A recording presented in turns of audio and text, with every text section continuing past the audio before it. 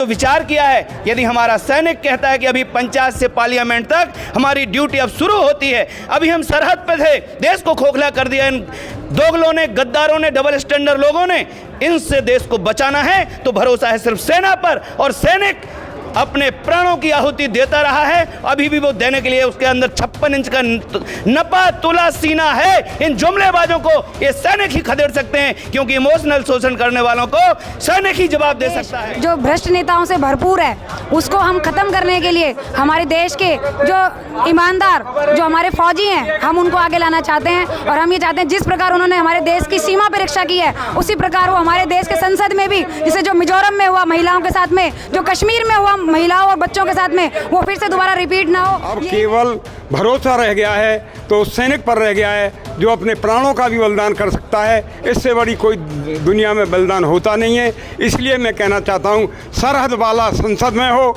हर ताकत उसके पद में हो। जवानों ने अपना दम दिखाते हुए हर लड़ाई को जीता है, विजेता रहे हैं। और आज वो वक्त आ गया, हमारे देश के सैनिकों ने, एक सर्विसमैन ने इस देश के अंदर की लड़ाई लड़ करके और संसद में जाना पड़ेगा, तभी मेरे देश की जो सुरक्षा और राष्ट्र की सुरक्षा हो पाएगी। जिस प्रकार से G20 के अंदर हमारे को बताया गया है, अखबारों में से लोगों ने जानकारी प्राप्त करी कि एक देश एक राज्य, न्यू वर्ल्ड ऑर्डर इत्यादि इत्यादि, तो वो उसके बारे के अंदर ऑनलाइन किसी को नहीं रिकॉर्डिंग कराई गई, जिसकी वजह से लोगों के मन के अंदर एक संशय है कि क्या ये चोरों की मीटिंग थी या उन तस्करों की, डाकुओं की मीटिंग थी। आपने पुरानी फिल्में देखी होगी, उसके अंदर इसी प्रकार का कार्य होता था।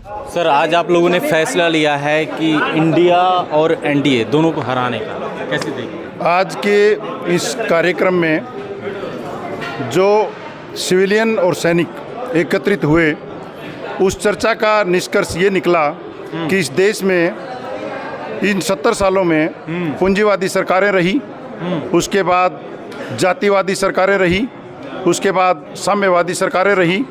अब एक समय आया है एक निर्णय लेने का कि इन पूंजीवादी, साम्यवादी और जातिवादी और भ्रष्टाचारी सरकारों के बाद एक सरकार सैनिकों के नेतृत्व में बने, और सैनिकों में पूरी जनता विश्वास जताती है। तो आज एक मुश्त निर्णय ये लिया गया, सभी सैनिकों के साथ सिविलियंस खड़े थे, दयाशंकर महाराज श्री के मार्गदर्शन में, चरणजीत जी की युवा टीम ने, सैनिकों की टीम ने, और यहाँ पे डॉक्टर्स, बुद्धिजीवी, सभी लोग जो मौजूद थे, उन्होंने निर्णय लिया कि सैनिकों को एक मौका दे करके हम उन पर भरोसा जता सकते हैं, और राजनीतिक तौर पर सक्रिय होकर के सैनिकों के सामने हम ये प्रस्ताव रखें कि आप जिस तरीके से सरहद पर लड़े, उसी तरीके से आप संसद में भी दुष्टों से लड़ें। तो आज सैनिकों ने हमें भरोसा दिया और हाँ की। उन्होंने कहा कि हम जिस तरीके से सर्विस के दौरान वहाँ लड़े हैं, ऐसे ही देश को बचाने के लिए और राष्ट्र को आगे बढ़ाने के लिए हम राजनीतिक लड़ाई भी लड़ने के लिए तैयार हैं। इसलिए हमारे लिए सौभाग्य की बात है कि हम सैनिकों को संसद में पहुंचाएंगे, उनको सरकार की जिम्मेदारी देंगे, और आगे चल कर के सैनिकों के नेतृत्व में हम चुनाव लड़ेंगे। महाराज जी, आप कैसे देखते हैं, जिस तरीके से कहा जाता है कि ब्राह्मणों की सरकार है, ऐसे आप कैसे देखते हैं इन फौजी के साथ आके जो देश की रक्षा करते हैं? बहुत बहुत धन्यवाद आपके समस्त दर्शकों को हम बहुत अभिनंदन करते हुए कहते हैं कि आज ये जो सभा हुई है, पूरे देश ने एकत्रित होकर जो निर्णय लिया, वो निर्णय लिया कि जो गरीब किसान मजदूर का बेटा चरित्रवान है, क्योंकि उसका बैकग्राउंड चरित्रवान फैमिली से आता है, क्योंकि उसका पिता माता, उसका पेरेंट्स बेईमानी की जीत से ईमानदारी पूर्वक हार जाना पसंद करता है, ऐसे बैकग्राउंड से आता है हमारा सैनिक, और उस पर हमारा भरोसा है, क्योंकि इनके चरित्र में, कथनी करनी में एकता है। मनस्य एकम वचस्य एकम कर्मण्येकम के आधार पर जो बिल्कुल खरा उतरा है, ऐसा सैनिक यदि इस देश के नेतृत्व में हम सब लोगों ने जो विचार किया है, यदि हमारा सैनिक कहता है कि अभी पंचायत से पार्लियामेंट तक हमारी ड्यूटी अब शुरू होती है, अभी हम सरहद पे थे, देश को खोखला कर दिया इन दोगलों ने, गद्दारों ने, डबल स्टैंडर्ड लोगों ने, इनसे देश को बचाना है तो भरोसा है सिर्फ सेना पर। और सैनिक अपने प्राणों की आहुति देता रहा है, अभी भी वो देने के लिए उसके अंदर 56 इंच का नपा तुला सीना है। इन जुमलेबाजों को ये सैनिक ही खदेड़ सकते हैं, क्योंकि इमोशनल शोषण करने वालों को सैनिक ही जवाब दे सकता है। जी हाँ, आप कैसे देखते हैं, अब जो पहले फौजी थे वो देश को संभाल रहे हैं, अब देश की सत्ता में बैठे प्रशासन को संभालेंगे? मैं डॉक्टर तरुण कोठारी, और आज का ये जो दिन है, ये बड़ा ही ऐतिहासिक दिन है। और आप देख रहे हैं कि देश को और देश की जनता को अब इन तमाम पॉलिटिकल पार्टी से भरोसा उठ चुका है। ऐसी स्थिति में देश चाहता है कि देश के जो सेना है और जो देश के जो रिटायर्ड जो सैनिक अधिकारी और कर्मचारी है वो आगे आए, वो देश का नेतृत्व करे, वो देश को संभाले। क्योंकि ये जो मक्कार नेता लोग हैं इनके तो बच्चे विदेश में पढ़ते हैं, यहाँ पर जो काम करने वाला है देश की सेवा करने वाला है, चाहे देश में भूखमरी हो, चाहे अकाल पड़े, चाहे तेज़ बारिश हो जाए, चाहे आग लगे, अल्टीमेटली देश की जनता को सेना ही याद आता है। तो आज हम इनसे विनती करने के लिए आए हैं कि आप लोग आगे बढ़िए, आप देश का नेतृत्व संभालिए, हम सिविलियंस आपके साथ में हैं, आपको पूरा सपोर्ट करेंगे। जय हिंद। देश में परिवर्तन की लहर है जी सर, देश में परिवर्तन की लहर है। आ रहा हूँ। मैं मनोज कुमार शर्मा, एडवोकेट, राष्ट्रीय महासचिव, राष्ट्रीय समानता गठबंधन। सैनिकों के लिए मैं समर्थन में यहाँ आया हूँ।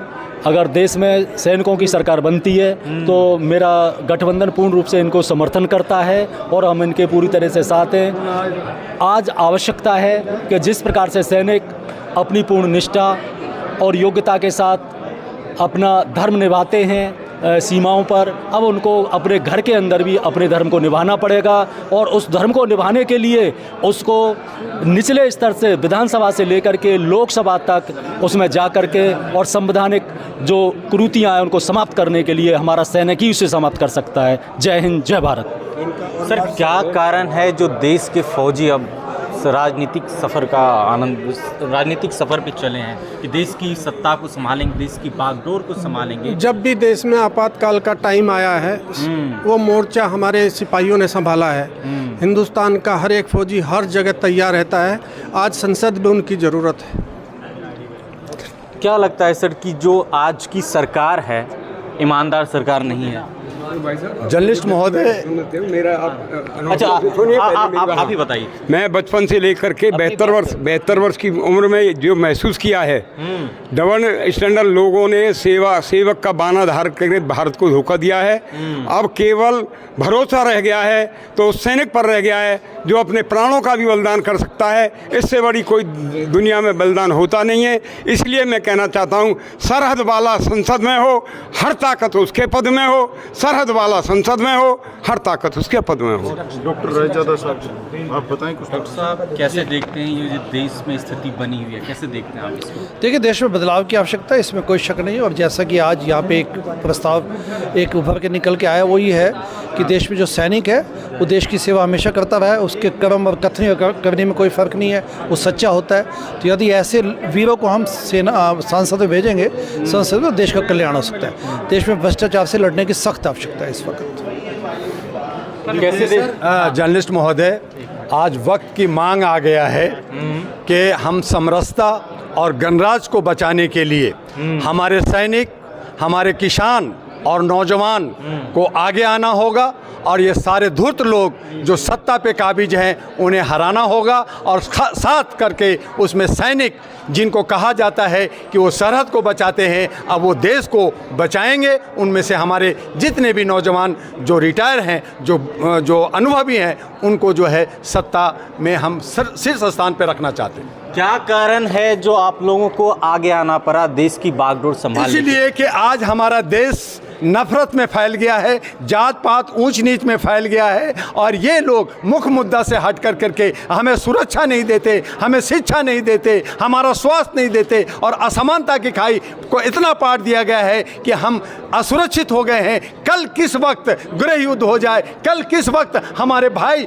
और बहन एक दूसरे को मारने लगे और इसके लिए ज़रूरी है कि हमारे जवान आगे आएँ और देश को बचाएं। क्या मानते हैं जो लाल बहादुर शास्त्री ने जय जवान जय किसान का नारा दिया था, आज वो कहीं ना कहीं अनदेखा किया जा रहा है? सर, ये 100% सच्ची बात है कि जो भी नारा दिया था लाल बहादुर शास्त्री जी ने, जय जवान जय किसान, किसान ने पूरा अनाज पैदा करके पूरे देश का पालन पोषण किया और जवान ने जितनी भी लड़ाइयाँ हुई हैं, ब्रिटिश टाइम से आज तक का रिकॉर्ड है, हमारी भारतीय सेना ने, हमारे भारतीय जवानों ने अपना दम दिखाते हुए हर लड़ाई को जीता है, विजेता रहे हैं। और आज वो वक्त आ गया, हमारे देश के सैनिकों ने, एक सर्विसमैन ने इस देश के अंदर की लड़ाई लड़ करके और संसद में जाना पड़ेगा, तभी मेरे देश की जो सुरक्षा और राष्ट्र की सुरक्षा हो पाएगी। और जितने मेरे नरम तबके के लोग हैं उनको एक बराबर का उनको साथ मिलेगा, सहारा मिलेगा। जय जवान जय किसान। आपकी जो गठबंधन है वो किन किन मुद्दों पे लड़ेगी? मैं जो डॉक्टर नीता भार्गव, मैं डॉक्टर दुआ से बहुत ही सहमत हूँ, डॉक्टर तरुण कोठारी से भी सहमत हूँ। जो भी ये गठबंधन की आज बात हुई है ये बहुत ही पॉजिटिव एक्सपेक्ट है। जय जवान जय किसान का नारा लगाया जा रहा है। आज जो हमारा देश जो भ्रष्ट नेताओं से भरपूर है उसको हम ख़त्म करने के लिए हमारे देश के जो ईमानदार जो हमारे फौजी हैं हम उनको आगे लाना चाहते हैं। और हम ये चाहते हैं जिस प्रकार उन्होंने हमारे देश की सीमा पर रक्षा की है उसी प्रकार वो हमारे देश के संसद में भी, जैसे जो मिजोरम में हुआ महिलाओं के साथ में, जो कश्मीर में हुआ महिलाओं और बच्चों के साथ में, वो फिर से दोबारा रिपीट ना हो, यही मेरी आशा करती हूँ। और इसी के साथ मैं अपनी बात को यहीं समाप्त करती हूँ। धन्यवाद। आप कैसे देखते हैं सर, जिस तरीके से आप लोगों ने पार्टी गठबंधन बनाया है, जी जी, किन किन मुद्दों पे लड़ेगी? और देखिए, बात गठबंधन बनाने के मुद्दे नहीं है। आज देश के अंदर सबसे बड़ा मुद्दा ये है कि हमारे जो नेता है वो हमारे देश के नेता नहीं रह गए, वो बिक गए हैं। जिस प्रकार से G20 के अंदर हमारे को बताया गया है, अखबारों में से लोगों ने जानकारी प्राप्त करी कि एक देश एक राज्य, न्यू वर्ल्ड ऑर्डर इत्यादि इत्यादि, तो वो उसके बारे के अंदर ऑनलाइन किसी को नहीं रिकॉर्डिंग कराई गई, जिसकी वजह से लोगों के मन के अंदर एक संशय है कि क्या ये चोरों की मीटिंग थी या उन तस्करों की, डाकुओं की मीटिंग थी। आपने पुरानी फिल्में देखी होगी, उसके अंदर इसी प्रकार का कार्य होता था। आज हमारे नेता बिक गए हैं। आज हमारे देश के अंदर सबसे ज़्यादा जुर्रत जो उस समय लाल बहादुर शास्त्री जी ने कही थी कि जय जवान जय किसान, यानी कि जवान और किसान ही हमारे बीच के अंदर देश को उठा पाएगा। आज हम इन नेताओं को बहुत टेस्ट कर चुके हैं। जरूरत है देशभक्तों को आज संसद में पहुंचाने की, ताकि देशभक्त हमारे देश में आए और जो आज के टाइम में कानून बन रहे हैं जिसकी हमें आवश्यकता नहीं है। अभी आप लोगों ने सुना होगा एक नया कानून आया कि 15 साल के बच्चों को जो है ना रिलेशनशिप करने की छूट होगी। क्या ये एक संस्कृति है हमारी? हमारे लोगों को लूटने का प्रयास है। अभी आपने देखा आपके वाहनों को बंद कर दिया। क्यों बंद कर दिया? ये वाहन क्या हमारी संपत्ति है? ये सरकार की संपत्ति है।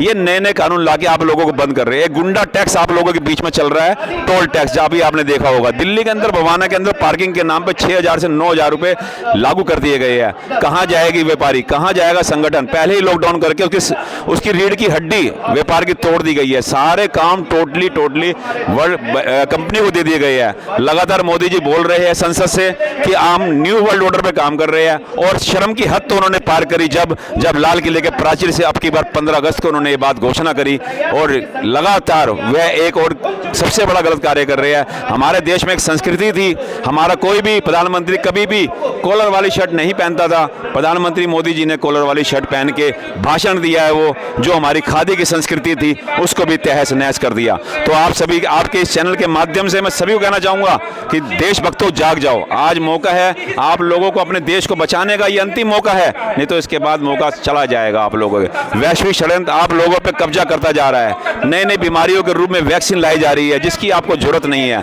और सरकार जाके न्यायालय में शर्मनाक अपना बयान देती है कि ये स्वैच्छिक थी और जबरदस्ती लगाई गई। रोड पर डंडे पिटवाए गए पुलिस के द्वारा, मिलिट्री के द्वारा। तो इन पुलिस वालों को ही आगे लेके आना है, इन मिलिट्री वाले जो हमारे देशभक्त हैं इनको आगे लेके आना है। धन्यवाद। छोटी बात के साथ।